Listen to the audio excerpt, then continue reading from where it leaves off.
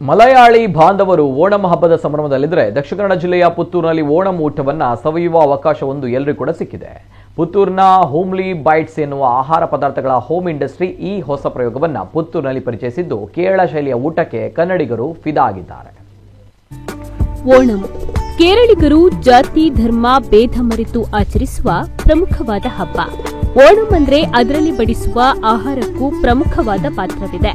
ಓಣಂನಲ್ಲಿ ಬಡಿಸುವ ಊಟಕ್ಕೆ ಓಣಂ ಸದ್ಯ ಎಂದು ಕರೆಯಲಾಗುತ್ತದೆ. ಇದು ಬಾಳೆ ಎಲೆಯ ಮೇಲೆ ಬಡಿಸುವ ಒಂದು ಭವ್ಯವಾದ ಸಸ್ಯಾಹಾರಿ ಔತಣವಾಗಿದೆ. ಇದರಲ್ಲಿ ಅನ್ನ, ಸಾಂಬಾರು, ಅವಿಯಲ್, ಓಲನ್, ಉಪ್ಪಿನಕಾಯಿ, ರಸಂ, ಪಾಯಸಂ ಸೇರಿದಂತೆ 20ಕ್ಕೂ ಹೆಚ್ಚು ವಿವಿಧ ಖಾದ್ಯಗಳನ್ನು ಬಡಿಸಲಾಗುತ್ತದೆ.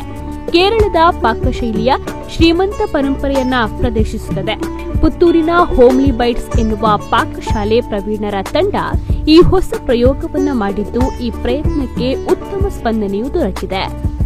ಪುತ್ತೂರಿನಲ್ಲಿ ಹೋಮ್ಲಿ ಬೈಟ್ಸ್ ಅಂತ ಹೇಳಿ ಒಂದು ಫುಡ್ ರಿಲೇಟೆಡ್ ಹೋಮ್ ಇಂಡಸ್ಟ್ರಿ ಒಂದು 2 ವರ್ಷದಿಂದ ನಡೀತಾ ಇದೆ. ಅದರ ಒಂದು ಸಣ್ಣ ಕನಸಿನ ಕೂಸು ಇವತ್ತಿನ ಓಣಂ ಊಟ ಅಂತ ಹೇಳುವಂಥದ್ದು. ಒಂದು 10 ದಿನ ಹಿಂದೆ ನಾವು ಹೀಗೆ ಮನೆಯಲ್ಲೇ ಕೂತು ಮಾತಾಡುವಾಗ ಪುತ್ತೂರಿನಲ್ಲಿ ಒಂದಷ್ಟು ಮಲಯಾಳಿಗಳು ಇದ್ದಾರೆ ಅಥವಾ ಮಲಯಾಳ ಟಚ್ ಇರುವವರು ಇದ್ದಾರೆ.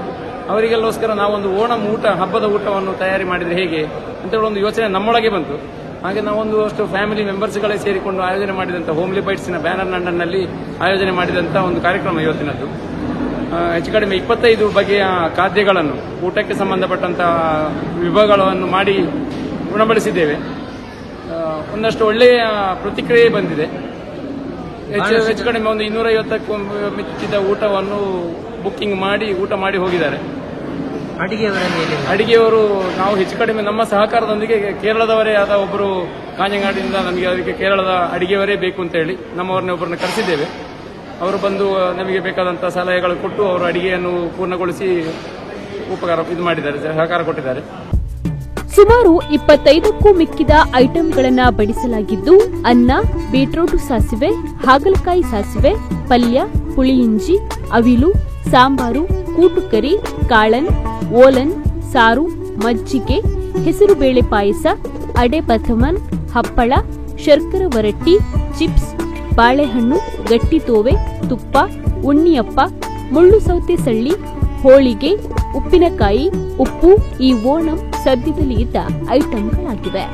ಓಣಂ ಊಟವನ್ನ ಭರ್ಜರಿಯಾಗಿ ಸವಿದ ಜನ ಫುಲ್ ಖುಷಿ ಆಗಿದ್ದಾರೆ. ಇವತ್ತು ನಮ್ಮ ಪುತ್ತೂರಿನ ಈ ಭಾಗದಲ್ಲಿ ಪ್ರಥಮ ಬಾರಿಗೆ ನಮ್ಮ ಈ ಭಾಗದ ಅದರ ಸಂಘಟಕರು ಸೇರಿಕೊಂಡು ಓಣಂನಲ್ಲಿ ವಿಶೇಷತೆ ಏನು ಅಂತ ಹೇಳಿದ್ರೆ ಓಣಂ ಸದ್ಯ. ಆ ಓಣಂ ಸದ್ಯವನ್ನು ಇವತ್ತು ಪುತ್ತೂರಿನಲ್ಲೂ ಪರಿಚಯಿಸುವಂಥ ಕೆಲಸ ಕಾರ್ಯವನ್ನು ಸಂಘಟಕರು ಮಾಡಿದ್ದಾರೆ. ಕೇರಳದಲ್ಲಿ ಇವತ್ತು ಓಣಂ ಸದ್ಯದಲ್ಲಿ ಯಾವುದೆಲ್ಲ ವಿಧಗಳು ಇದೆಯೋ ಆ ಎಲ್ಲ ವಿಧಗಳನ್ನು ಕೂಡ ಇವತ್ತು ನಮಗೆ ಬಾಳೆ ಎಲೆಯಲ್ಲಿ ಉಣಬಡಿಸಿದ್ದಾರೆ. ಸಂಘಟಕರಿಗೆ ನಾನು ಅಭಿನಂದನೆಯನ್ನು ಸಲ್ಲಿಸುತ್ತಾ ಮತ್ತು ಅದನ್ನು ತಯಾರಿಸಿರ್ತಕ್ಕಂಥ ಇವತ್ತು ಅವರಲ್ಲೇ ಕೇಳುವಾಗ ಹೇಳಿದರು ಕೇರಳದಿಂದಲೇ ಈ ಖಾದ್ಯವನ್ನು ತಯಾರಿಸಲು ಬಾಣಸಿಗರು ಬಂದಿದ್ದಾರೆ ಅಂತೇಳಿ ತಿಳಿಸಿದರು. ಒಟ್ಟಾಗಿ ಓಣಂ ಸದ್ಯ ಇಲ್ಲಿಗೆ ಒಂದು ಪರಿಚಯಿಸಿದ ಸಂಘಟಕರಿಗೂ ಇವತ್ತು ನಮಗೆ ಆ ಒಂದು ವಿಶೇಷವಾಗಿರ್ತಕ್ಕಂಥ ಆ ಅನ್ನದ ಸೇವೆಯನ್ನು ಮಾಡಿರ್ತಕ್ಕಂಥ ಎಲ್ಲರಿಗೂ ಕೂಡ ಕೃತಜ್ಞತೆಯನ್ನು ಸಲ್ಲಿಸ್ತೇನೆ. ಶರತ್ ಪುತ್ತೂರು, ನಮ್ಮ ಕುಳ್ಳ ನ್ಯೂಸ್ 24x7.